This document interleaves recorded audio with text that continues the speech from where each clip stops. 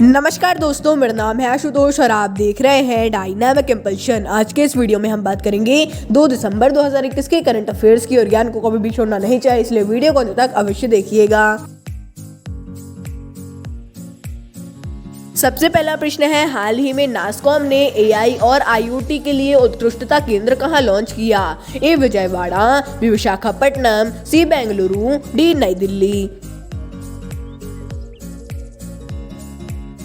And the right answer is Visakhapatnam. तो नासकॉम के द्वारा आंध्र विश्वविद्यालय के परिसर में एआई और आईओटी के लिए उत्कृष्टता केंद्र खोला गया है। नासकॉम, जिन लोगों को नहीं पता, एक नॉन प्रॉफिट संस्था है और इसके बारे में आप और भी जानना चाहें तो जान सकते हैं। ऋण वगैरह भी इसने दिया है और विकास के लिए सदैव तत्पर रहती है प्रौद्योगिकी के लिए। और ये क्या है, एआई और आईओटी, इसके बारे में नहीं पता है। ये एक प्रौद्योगिकी की ही चीज़ है, साइंस की ही चीज़ है। आप इसके बारे में अवश्य समझिएगा यदि आप समझना चाहते हैं तो इंटरनेट पर। अगला प्रश्न है, call your cop mobile app किसके द्वारा लॉन्च किया गया? A Meghalaya, B Nagaland, C Sikkim, D Manipur. And the right answer is Nagaland. तो नागालैंड पुलिस के द्वारा नागरिकों के लिए call your cop mobile app को लॉन्च किया गया है। इसमें केवल एक क्लिक पर पुलिस से संपर्क होगा, यानी कि ये ऐप होगा, उसमें एक बटन दिया होगा। यदि आप उस पर क्लिक करते हैं तो डायरेक्ट आपको सामने से कॉल आ जाएगा और आपकी जो भी समस्या है आप बता सकते हैं। बहुत ही अच्छी पहल है, ऐसे और भी पहले बहुत से राज्यों ने किया है। अगला प्रश्न है, बैलन डियोर अवार्ड को 7वीं बार किसने जीता? A Cristiano Ronaldo, B Sunil Chhetri, C Lionel Messi, D उपरोक्त में से कोई नहीं। And the right answer is Lionel Messi. तो लियोनेल मेसी जो कि एक फुटबॉलर हैं, उन्होंने अभी रिकॉर्ड बनाकर 7वीं बार बैलन डियोर पुरस्कार को जीता है। ये हर साल खेला जाता है, फुटबॉल का ही होता है, आपको इससे समझ में आ गया होगा। और इसमें कुछ विवाद भी है, यदि आपको इसके बारे में पता है तो आप और दर्शकों को हमारे अवश्य बताइएगा। अगला प्रश्न है, भारत का पहला रिसाइकल प्लास्टिक से बना क्रेडिट कार्ड किसने लॉन्च किया? A IndusInd bank, B Bharatiya state bank, C ICICI bank, D उपरोक्त में से कोई नहीं।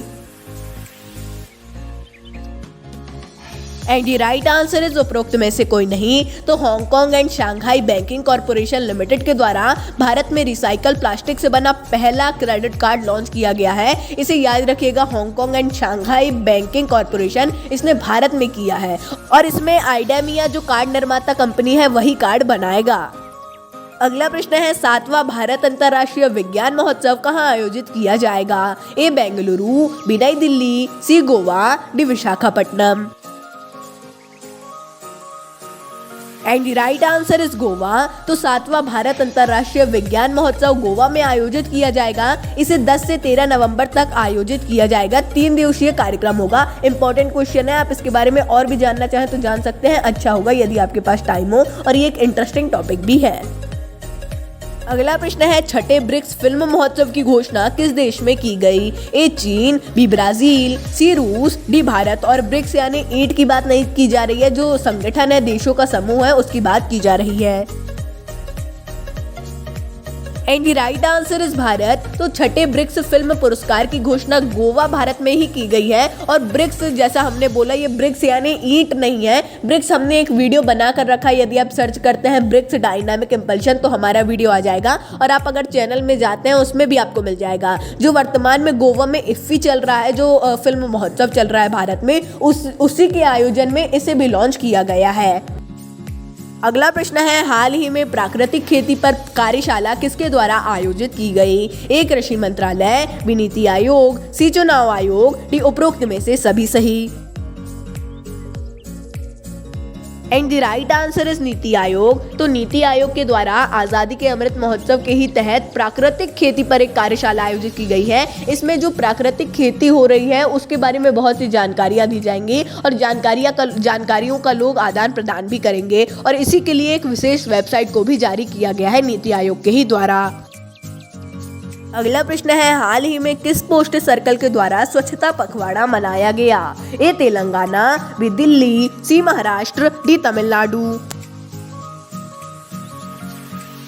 And the right answer is Delhi. तो दिल्ली पोस्ट सर्कल के द्वारा स्वच्छता पखवाड़ा मनाया गया है। इसमें डाकघरों, मेल कार्यालयों और जो भी है सबकी अच्छे से स्वच्छता की गई है और जो पोस्ट बॉक्स रहते हैं उनको अच्छे से पेंट किया गया है, उसमें अच्छी कलाकृतियां बनाई गई हैं। अगला प्रश्न है, हाल ही में आजादी का कौन सा महोत्सव लॉन्च किया गया? ए स्वच्छता, बी महिला, सी डिजिटल, डी उपरोक्त में से सभी सही। हालांकि आजादी का अमृत महोत्सव चल ही रहा है लेकिन उसके बारे में नहीं है, हाल ही में उससे अलग भी कुछ लॉन्च किया गया है। And the right answer is digital. तो 29 नवंबर से 5 दिसंबर तक आज़ादी का डिजिटल महोत्सव मनाया जा रहा है, यानी एक पूरा सप्ताह है और इसमें हर दिन अलग अलग मुद्दों पर चर्चा की जाएगी और मतलब ये एक हफ्ता है तो 7 अलग अलग मुद्दों पर चर्चा की जाएगी, उससे अलग भी हो सकता है कुछ, और ये एक बहुत ही अच्छा इनिशिएटिव है।